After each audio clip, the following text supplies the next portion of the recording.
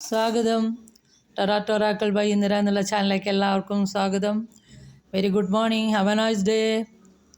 അപ്പോൾ ഇന്നും 51 അക്ഷരങ്ങളിൽ ഇന്ന് വന്നിട്ടുള്ളത് ദുർഗാദേവിയാണ്. ദുർഘടങ്ങളെ മാറ്റുന്നത് കൊണ്ടാണ് ദുർഗാദേവി, ദുരിതങ്ങളെ മാറ്റുന്നത് കൊണ്ടാണ് ദേവിക്ക് ദുർഗാദേവി എന്ന പേര് വന്നത്. അപ്പോൾ ഈ ദുർഗാദേവി എന്താണ് നമ്മളോട് പറയണത്? നവീകരണത്തിനുള്ള ആഗ്രഹം നിങ്ങളുടെ ആത്മീയ ഉന്നതിയെ ഉണർത്തുന്നതാണ്. സ്വയം ഉയരാനുള്ള ആഗ്രഹം, നമ്മൾക്ക് തന്നെ ഉയരാനുള്ള ഒരു ചിന്താഗതി ഉണ്ടെങ്കിൽ മാത്രമേ നമ്മൾക്ക് ഉയരാനായിട്ട് സാധിക്കുള്ളൂ. അപ്പം മനോമാലിന്യങ്ങളെ നീക്കി മനസ്സിനെ നവീകരിക്കുക, കർമ്മങ്ങളെ ശുദ്ധീകരിച്ച് നല്ല പ്രവൃത്തി നല്ലതാക്കാൻ ശ്രമിക്കുക, ബുദ്ധിയെ നല്ല കാര്യങ്ങളിലേക്ക് നയിക്കുക. അപ്പോൾ ബുദ്ധിയും മനസ്സും പ്രവൃത്തിയും നവീകരിക്കപ്പെട്ടു.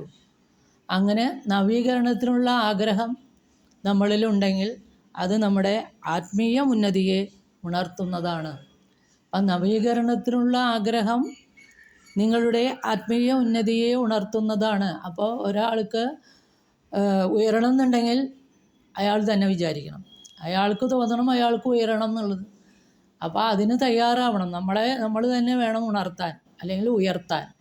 അപ്പോൾ നമ്മുടെ മനോമാലിന്യങ്ങൾ നീക്കി മനസ്സിനെ നവീകരിക്കുക, കർമ്മത്തിൽ നല്ല പ്രവൃത്തികൾ ചെയ്ത് കർമ്മത്തിനെ ശുദ്ധീകരിക്കുക, ബുദ്ധിയെ നല്ല കാര്യങ്ങളിലേക്ക് നയിച്ച് ബുദ്ധിയെ നവീകരിക്കുക.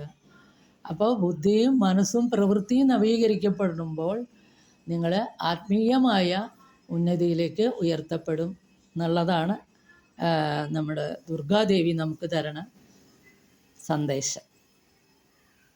നവീകരണത്തിലൂടെ ആത്മീയമായ ഉന്നതിയെ ഉണർത്താവുന്നതാണ് എന്നുള്ളതാണ് ദുർഗാദേവി നമുക്ക് തരുന്ന സന്ദേശം.